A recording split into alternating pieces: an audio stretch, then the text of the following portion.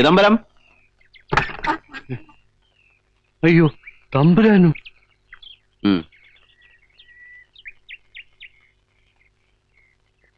ആരെയെങ്കിലും ഒന്നും പറഞ്ഞു വിട്ടിരുന്നെങ്കിൽ അടിയൻ അങ്ങോട്ട് വരുമായിരുന്നു. ഇവിടെ ഇപ്പൊ ഇരിക്കാൻ കൂടിയൊന്നും വേണ്ട. ആരായി കത്തെഴുതിയത്? കത്തോ? എനിക്കൊന്നും അറിഞ്ഞുകൂടാ തമ്പുരാനെ. ആരാ? മൈഥിലി. മൈഥിലി എന്റെ മോള. വിളിക്കവളെ. മൈഥിലി.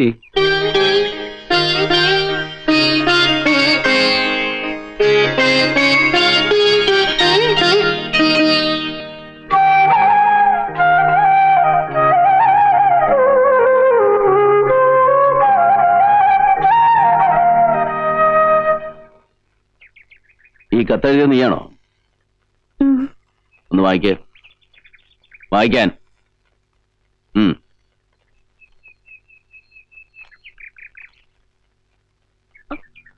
നരസിംഹ മന്നാടിയാർ തമ്പുരാൻ അറിയുന്നതിന്. മുഴുവനും വായിക്കേ. കച്ചവടത്തിൽ മുൻപരിചയമില്ലാത്ത അടിയന്റെ അച്ഛൻ അങ്ങയിൽ നിന്നും വായ്പ വാങ്ങിയ കാശ് അറിവില്ലാത്ത കച്ചവടം ചെയ്ത് മുഴുവൻ കളഞ്ഞു കുളിച്ചു. മഹാമനസ്കനായ അങ്ങ് പല അവധികളും നൽകിയെങ്കിലും അച്ഛന് വാക്ക് പാലിക്കാൻ കഴിഞ്ഞില്ല. വാങ്ങിച്ച തുക ഒരിക്കലും തിരിച്ചു തരാൻ കഴിയില്ല എന്നറിയാമായിരുന്ന അച്ഛൻ ആ സത്യം അങ്ങയോട് തുറന്നു പറയാതെ വീണ്ടും വീണ്ടും അവധി ചോദിച്ചത് അങ്ങയോടുള്ള ഭയം കൊണ്ടാണ്. അങ്ങയെ പേടിച്ച് ആത്മഹത്യ ചെയ്യുമെന്ന് പറഞ്ഞപ്പോ ഞാൻ ആകെ തളർന്നു. ഈ വീട്ടിൽ ആകെ വിലപിടിപ്പുള്ള എന്റെ ആഭരണങ്ങളും ഈ 10 സെന്റ് പുരയിടത്തിന്റെ പ്രമാണവും ഈ കത്തിനോടൊപ്പം വച്ചിട്ടുണ്ട്. ഇവ വിറ്റ് കിട്ടുന്ന പണം അങ്ങയ്ക്ക് തരാനുള്ള പണത്തിന്റെ ഒരംശം പോലും ആകില്ലെന്ന് എനിക്കറിയാം. മറ്റൊരു പോംവഴിയില്ലാത്തത് കൊണ്ടാണ് ഇങ്ങനെ ചെയ്യുന്നത്. അങ്ങ് കനിയണം. വിനയത്തോടെ, ചിദംബരത്തിന്റെ മകൾ മൈഥിലി. നിങ്ങളല്ലേ മകളെ കൊണ്ട് ഇങ്ങനെ ഒരു ദയാഹർജി എഴുതിപ്പിച്ചത്? എന്റെ കാമാക്ഷിപുരത്ത് അമ്മയാണ്. ഈ കത്തിനെ കുറിച്ച് എനിക്കൊന്നും അറിഞ്ഞുകൂടാ തമ്പുരാനെ. അച്ഛൻ അറിയാതെയാണ് ഞാൻ ഈ കത്തെഴുതിയത്. കത്തവിടെ വെച്ചിട്ട് പിന്നെ ആരെങ്കിലും വരുന്നതിന് മുമ്പ് നീ എന്തിനാ ഓടിക്കളഞ്ഞത്? നിന്റെ സ്വർണവും ഈ വീടും വിറ്റാൽ കിട്ടുന്ന തുക കഴിച്ച് ബാക്കി കട എങ്ങനെ വീട്ടാനാ ഭാവം? അത് ഞങ്ങൾ കൂലിവേല ഏതെങ്കിലും വീട്ടും തമ്പുരാനെ. ഞാൻ അവളോടാ ചോദിച്ചേ. നീ തന്നെ പറയേ. തമ്പുരാൻ എന്ത് ജോലി തന്നാലും ഞങ്ങൾ ചെയ്തോളാം. നരസിംഹമൻ നാടിയാരുടെ ഭാര്യയായിരിക്കാൻ നിനക്ക് സമ്മതാണോ?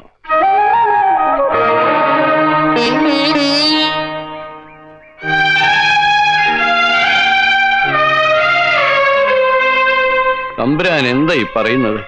അങ്ങയുടെ നിഴലറ്റത്ത് പോലും നിൽക്കാനുള്ള യോഗ്യത ഞങ്ങൾക്കില്ല. എടയങ്ങടെ കുലവും ഗോത്രവും ഒന്നും ഞാൻ ചോദിച്ചില്ല. വിവാഹം തീരുമാനിച്ചത് മന്നാടിയാരാ.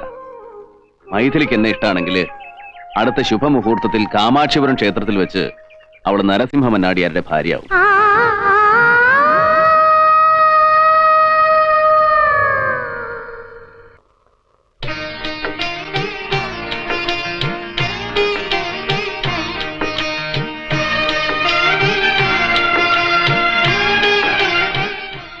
മണിത്താലിയായ കഥ കൊള്ളാലോ. ഇനിയുണ്ട് ഇതുപോലെ രസകരങ്ങളായ പല കഥകളും.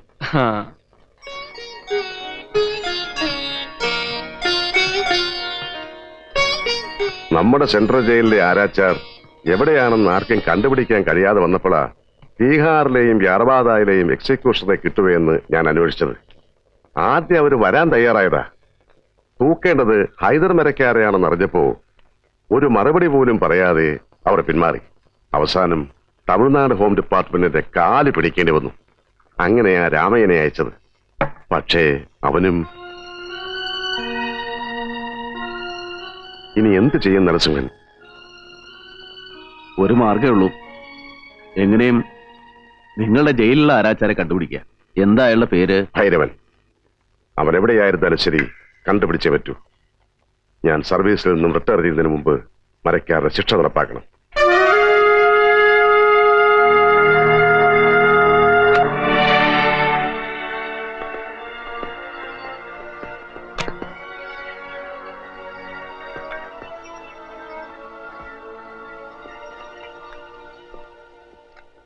എന്തായി? ആരാച്ചാർ എവിടെയുള്ളത് അന്വേഷിച്ചോ? മുഴുവൻ അരിച്ചു പറക്കി സാർ. ഭൈരവനെ കുറിച്ച് ഒരു വിവരവുമില്ല. ഹൈദരെ സെല്യൂട്ട് ചെയ്യുന്നവർ അന്വേഷിച്ചാൽ ഭൈരവനെ കാണില്ല.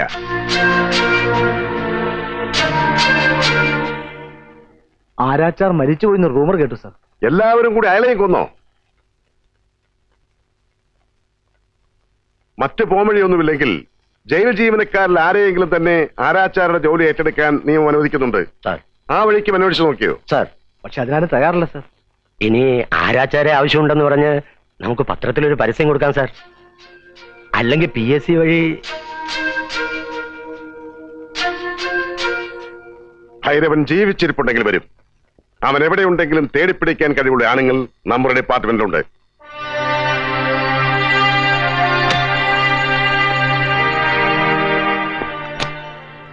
ഭൈരവൻ ജീവിച്ചിരിപ്പുണ്ട് സാർ. താമസം എവിടെയാണെന്ന് കണ്ടുപിടിച്ചു. Very good. ആളിപ്പോ എവിടെയുണ്ട് സാർ? മിസ്റ്റർ രാംദാസ്, ഞങ്ങൾക്ക് അല്പം പേഴ്സണൽ മാറ്റേഴ്സ് ഡിസ്കസ് ചെയ്യാനുണ്ട്. സാർ,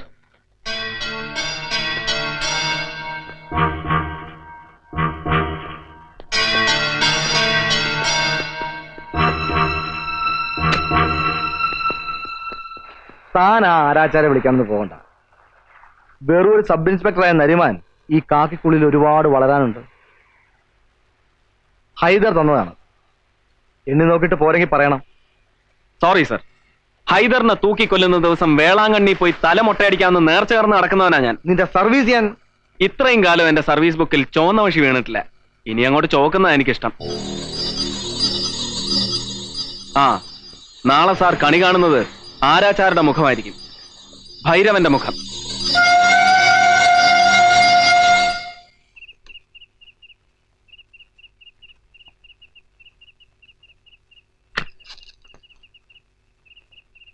എന്താ? എന്തുപറ്റി? ഏയ് ഒന്നുമില്ല. സ്വാമിനാഥേട്ടനും വേറെ 1-2 പേരും താഴെ കാത്തിരിക്കുന്നു. അമ്പലത്തിലെ താലപ്പൊലിയെ കുറിച്ച് എന്തോ പറയാനാ. ഞാനിപ്പോ ആരും കാണില്ല. നല്ല സുഖമില്ലാന്ന് പറഞ്ഞേക്കാം. ഇങ്ങനെ പുറത്താർക്ക് മുഖം കൊടുക്കാതെ ഇരിക്കുന്നത് കാണുമ്പോ കണ്ടു നിൽക്കുന്ന മറ്റുള്ളവർക്ക് അതിന്റെ വിഷമം. മന്നാടിയാർക്ക് 1000ാമത്തെ അതിഥിയും ആദ്യത്തെ അതിഥിയാണെന്ന് ഞാൻ എന്റെ കുട്ടിക്കാലത്ത് പറഞ്ഞു കേട്ടിട്ടുണ്ട്. നീ അവരോട് സംസാരിച്ച് എന്താ വേണ്ട ചച്ചി? ചെല്.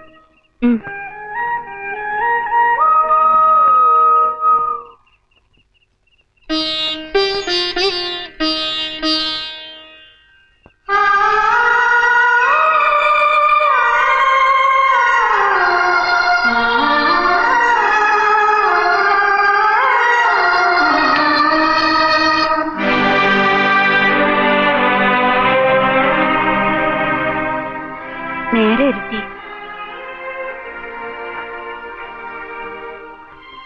എന്താ ഒരു വല്ലായ്മ?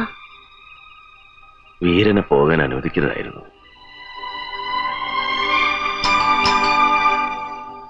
ആരായി ആ സമയത്ത്?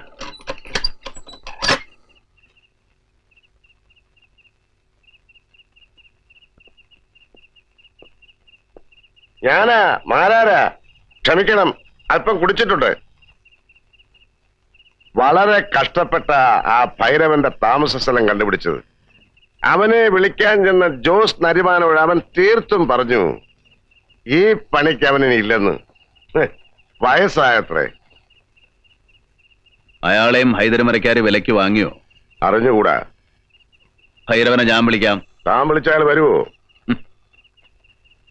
നിങ്ങൾ പോലീസുകാർ വിളിച്ചാൽ അയാൾ വരില്ല. എവിടെയാ അയാളുടെ താമസം? തമിഴ്നാട് ബോർഡറില. ഇവിടെ 5-6 മണിക്കൂർ യാത്ര ചെയ്യണം. പൊൻപണിയേട്ടാ, എന്തോ? ഭദ്രനോട് വണ്ടി ഇറക്കാൻ പറയും.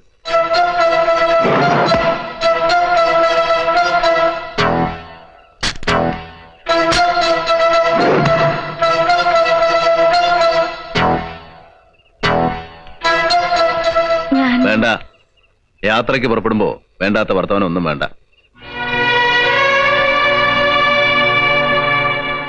ഇറങ്ങല്ലേ? ആ, ഡ്രൈവർ ഈ കാറിനെ ഫോളോ ചെയ്തോളൂ.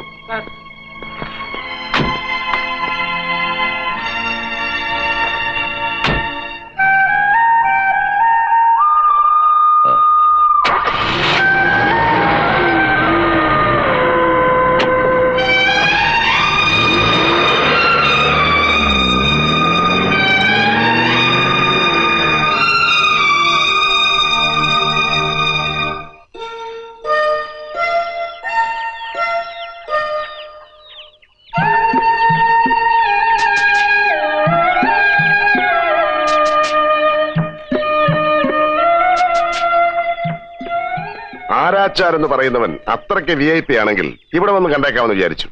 എനിക്ക് വയ്യ ഏമാനെ. 2 ദിവസം മുമ്പ് മറ്റൊരു ഏമാൻ വന്ന് കണ്ടപ്പോ ഞാൻ എല്ലാം പറഞ്ഞതാ. ഭൈരവ, വിധിക്കാനുള്ള അധികാരമേ ജഡ്ജിക്കുള്ളൂ. കൊല്ലാനുള്ള അധികാരം തനിക്കാ. ഇല്ല, കൊല്ലുന്ന പണി ഞാൻ നിർത്തി ഏമാനെ. തൂക്കാൻ വിധിച്ച ജഡ്ജിക്കില്ലാത്ത നൊമ്പരം തനിക്കെന്തിന്? ജഡ്ജിക്ക് സ്വർണ്ണപ്പേന കൊണ്ട് കണ്ണും പൂട്ടിയിരുന്ന് എഴുതിയാ മതി. കയറ് പിരിച്ച് കഴുത്തിലിട്ട് തൂക്കിക്കൊല്ലേണ്ടത് ആരാച്ചാരാ, അല്ലേ ഭൈരവ? ഈ ലോകത്ത് ആരാച്ചാരോളം സുഹൃതം ചെയ്തവര് ആരുമില്ല. ഈശ്വരൻ ഭൂമിയിൽ സ്വയം ഇറങ്ങി വന്ന് ചെയ്യേണ്ട കാര്യങ്ങളാ നിങ്ങളിലൂടെ ചെയ്യുന്നത്. അത്രേ ഉള്ളൂ. ഒരു കൊലയാളിയെ തൂക്കിക്കൊല്ലാൻ നിങ്ങൾക്ക് കിട്ടുന്ന 150 രൂപ വളരെ തുച്ഛമായ കൂലിയാ. പഠിക്കണ്ട, ഉറങ്ങി പറയാം. പണം വേണ്ട ഏമാനെ, എനിക്കെന്റെ ജീവനാ വലുത്. മാപ്പാക്കണം.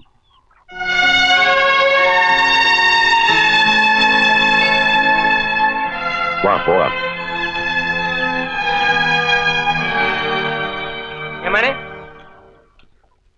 ഇയാൾക്ക് പോയെങ്കിൽ ഞാൻ വരാം.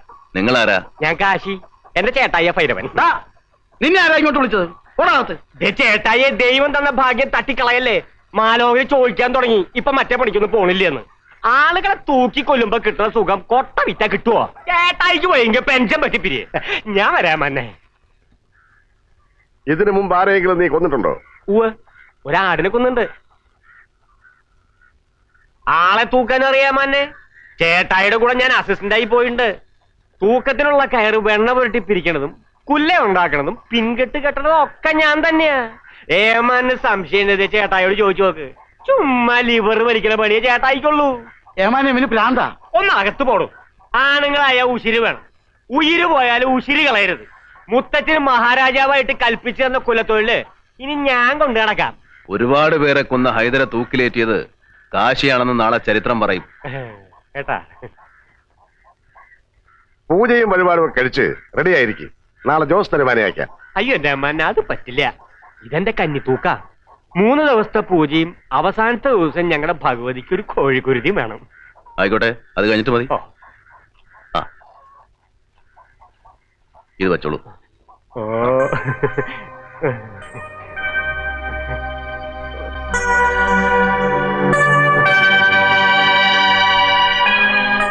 അപ്പൊ ഞാൻ പോട്ടെ. അതെ ഭദ്ര, 3 ദിവസം കഴിഞ്ഞ് ആരാച്ചാർക്ക് വരാൻ പറ്റൂ. അതുവരെ നീ ഇവിടെ തന്നെ ഉണ്ടാവണം.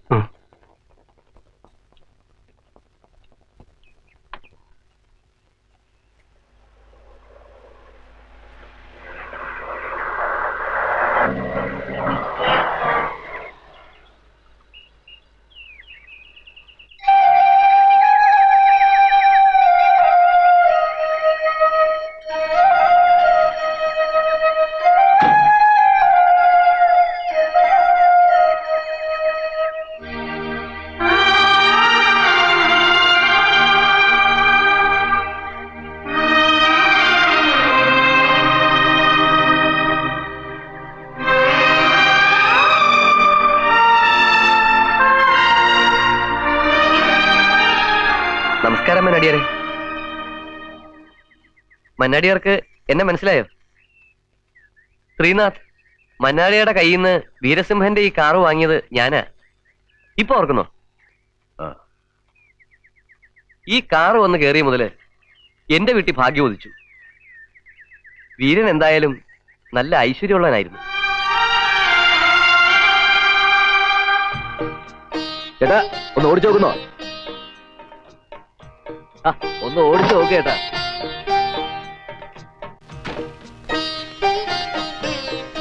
ഐശ്വര്യമായിട്ടൊന്ന് ഓടിച്ചു നോക്കി. കരുതിയല്ലേ വാന്ന് കരുതോ? ഇല്ല.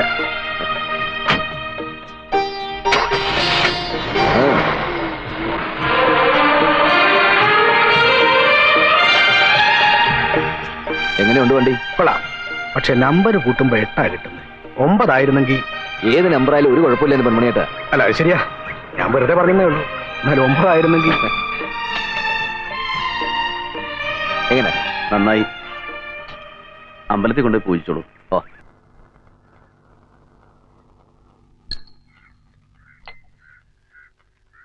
എന്താ ആ കുട്ടിയുടെ പേര്? മായ മായ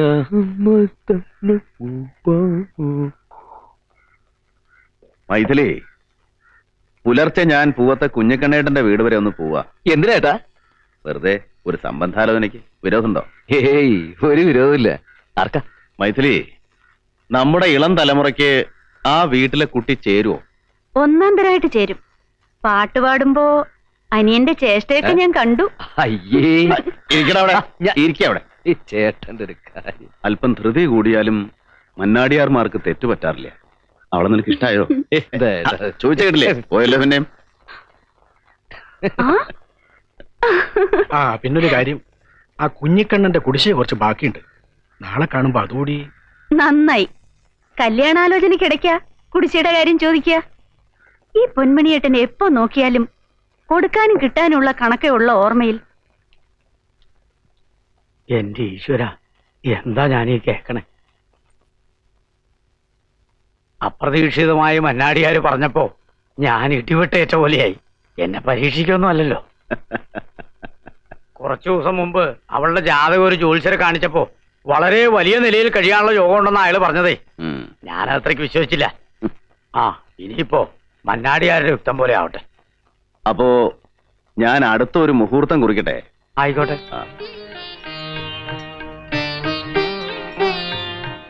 ഞാനും പൊന്മണിയേട്ടനും കൂടി ഇന്ന് ജോത്സ്യരെ കണ്ടു. ചിങ്ങ 6-നും 14-നും നല്ല മുഹൂർത്തം ഉണ്ടെന്നാ പറഞ്ഞത്. 14-ാം തീയതി തന്നെ ആയിക്കോട്ടെ. അല്പം സാവകാശം കിട്ടുമല്ലോ. നമ്മുടെ കല്യാണം പെട്ടെന്നായതുകൊണ്ട് വിചാരിച്ച പോലെ ഒന്നും ആയില്ല. വീരന്റെ അങ്ങനെ പോരാ, കേമാക്കണം. 3 ദിവസത്തെ കല്യാണം. മുറ്റത്ത് നെടുമ്പുര ഇടണം, ഊരടച്ച് വിളിക്കണം. ഇതുപോലൊരു കല്യാണം നടന്നിട്ടില്ല എന്ന് നാട്ടുകാരൊക്കെ പറയണം. കാമാക്ഷിപുരത്ത് അമ്മയുടെ അനുഗ്രഹം ഉണ്ടെങ്കിൽ എല്ലാം ഭംഗിയായിട്ട് നടക്കും. എല്ലാ കാര്യങ്ങളും നോക്കാൻ എനിക്ക് നേരം കിട്ടിയെന്ന് വരില്ല. അതുകൊണ്ട് നീ കൂടെ ഒക്കെ നോക്കണം. ഇപ്പോ അമ്മയുടെ സ്ഥാനത്ത് നീയാ. മനസ്സിലായി. പഴയ ആചാരങ്ങളൊന്നും തെറ്റിക്കണ്ട. നിനക്ക് എന്തെങ്കിലും സംശയം ഉണ്ടെങ്കിൽ പൊന്മണിയേട്ടനോട് ചോദിക്കാം. ഓ